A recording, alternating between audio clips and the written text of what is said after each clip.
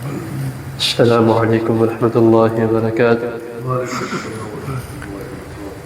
الحمد لله الذي هدانا لهذا وما كنا لنهتدي لولا أن هدانا الله.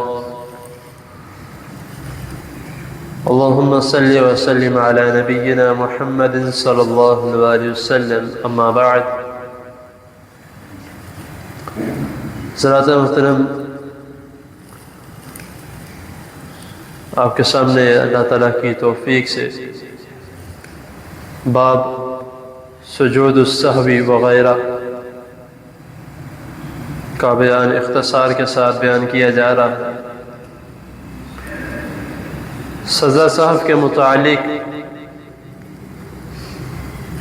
آج ہمارا دوسرا سبق ہے۔ جیسا کہ آپ کو پہلے بھی بتایا جا چکا ہے کہ سہو کا مطلب ہوتا ہے بھول جانا، تو اسی کا جو آج کا جو ہمارا دوسرا سبق ہے وہ نماز میں امام ہو یا مقتدی، نماز منفرد پڑھ رہا ہو یا باجماعت، یہ سب کے لیے ہے کہ اگر، اور اس حدیث میں اور آج کا جو سبق ہے اس میں سیکھنے کے لیے بھی کئی اسباق ہیں، اور میں انشاءاللہ تعالی ساتھ ساتھ آپ کو پوائنٹ آؤٹ کرتا جاؤں گا۔ سب سے پہلا جو بات ہے کہ حضرت ابو ہریرہ رضی اللہ تعالی عنہ اس حدیث کے راوی ہیں، اور امام بخاری رحمۃ اللہ نے ان احادیث کو اپنی کتاب میں بیان کیا۔ حدیث نمبر 1229 میں اور حدیث نمبر 482 میں کہ حضرت ابو ہریرہ رضی اللہ تعالی عنہ بیان کرتے ہیں، وہ نمازی ہیں جنہوں نے رسول اللہ صلی اللہ علیہ وسلم کے پیچھے نماز پڑھی، اور اس وقت یہ وہاں پہ موجود تھے جب یہ واقعہ پیش آیا۔ وہ بیان کرتے ہیں کہ ہم غالباً ظہر یا عصر کی نماز تھی، ہم رسول اللہ صلی اللہ علیہ وسلم کے پیچھے نماز پڑھ رہے تھے، تو نبی کریم صلی اللہ علیہ وسلم نے ہمیں 2 رکعتیں پڑھائیں، اور 2 رکعتیں پڑھانے کے بعد آپ نے سلام پھیر دیا، اور سلام پھیرنے کے بعد مسجد کے اندر ہی ایک لکڑی کا، سمجھ لے ایک ڈنڈا سا جو زمین کے اندر گھڑا ہوا تھا، یا ایک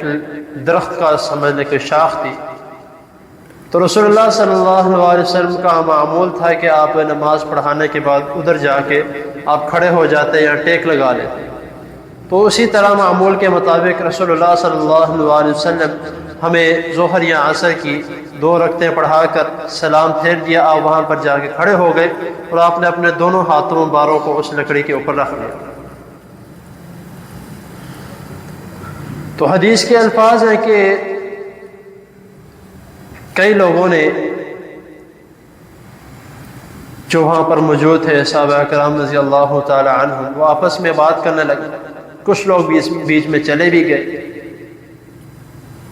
تو وہ آپس میں بات کر رہے تھے کہ کیا نماز کم ہو گئی ہے؟ تو وہ آپس میں کہتے ہمیں نہیں پتا، نبی کریم صلی اللہ علیہ وسلم نے پڑھائی ہے تو ہو سکتا ہے۔ کسی کی بھی یہ جرأت نہیں ہوئی کہ وہ جا کر رسول اللہ صلی اللہ علیہ وسلم سے پوچھے یا سوال کرے کہ اللہ کے رسول صلی اللہ علیہ وسلم، آپ نے نماز پڑھائی ہے تو 2 رکعتیں پڑھائی، 4 نہیں پڑھائی۔ پہلا سبق ہمیں یہاں پہ ایک ملتا ہے، رسول اللہ صلی اللہ علیہ وسلم خاتم النبیین بھی ہیں اور امام بھی ہیں، تو ایک ہمیں ڈسپلن کا ایک سبق یہ ملتا ہے کہ امام اگر اس سے غلطی ہو جائے تو اس کے اوپر چڑھاوا نہیں کرنا چاہیے۔ انسان ہے، غلطی ہو جاتی ہے،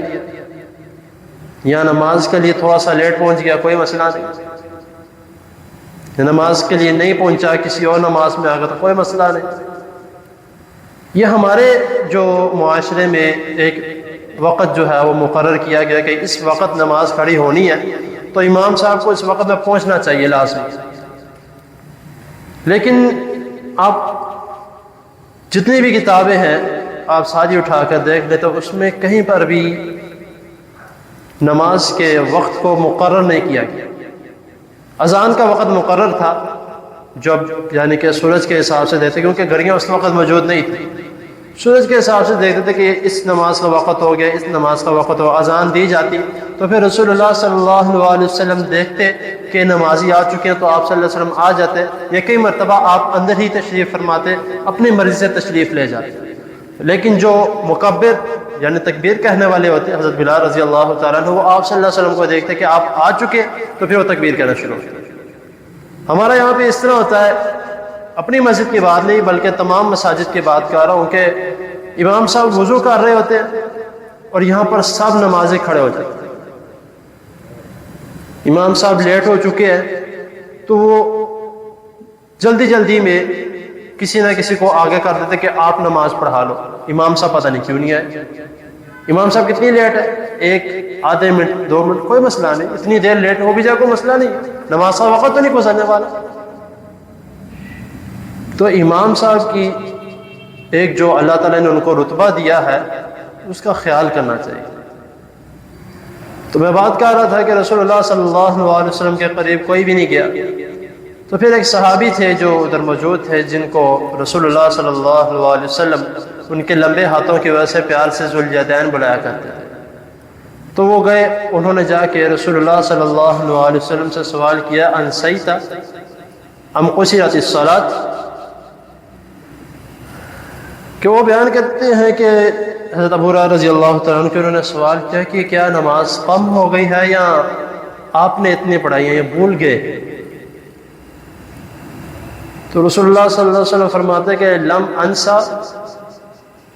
ولم قصر،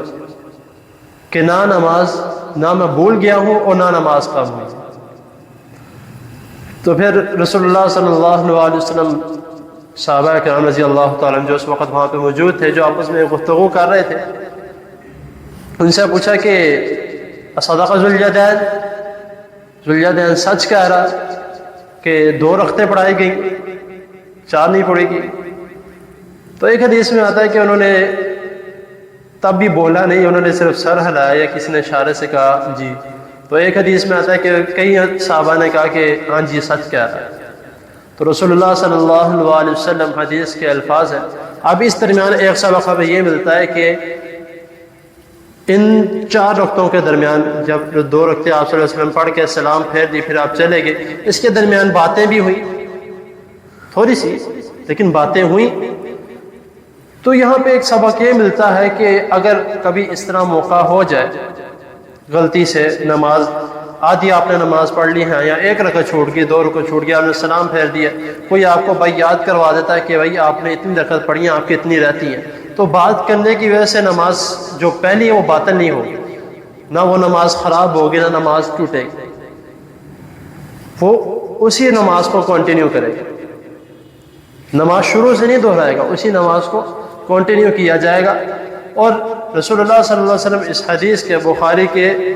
باقاعدہ الفاظ ہیں کہ آپ صلی اللہ علیہ وسلم نے 2 رکعتوں کو پڑھایا اور پڑھانے کے بعد آپ نے سلام پھیر دیا، سلام پھیرنے کے بعد آپ نے 2 سجدے کیے۔ اب یہاں پہ ایک اور سبق مجھے ملتا آپ کو یعنی کہ ہمیں ملتا ہے کہ کل جو میں نے بیان کیا تھا حدیث، اس میں تھا کہ رسول اللہ صلی اللہ علیہ وسلم نے جب پہلی تشہد یعنی کہ آپ نہیں پڑھی، آپ تیسری رکعت کے لیے کھڑے ہو گئے، تو صحابہ کرام رضی اللہ تعالیٰ عنہ بیان کرتے ہیں کہ ہم نے سلام کا انتظار کیا، تو آپ صلی اللہ علیہ وسلم نے سلام سے پہلے 2 سجدے کی پھر سلام پھیرا۔ اس حدیث میں آ رہا ہے کہ رسول اللہ صلی اللہ علیہ وسلم نے سلام پھیرنے کے بعد 2 سجدے کی، تو اس سے ہمیں دونوں یعنی کہ ثبوت ملتے ہیں کہ اگر سلام پھیرنے سے پہلے سجدہ صاف کر لیا جائے وہ بھی ٹھیک ہے، سلام پھیرنے کے بعد کر لیا جائے تو وہ بھی ٹھیک ہے۔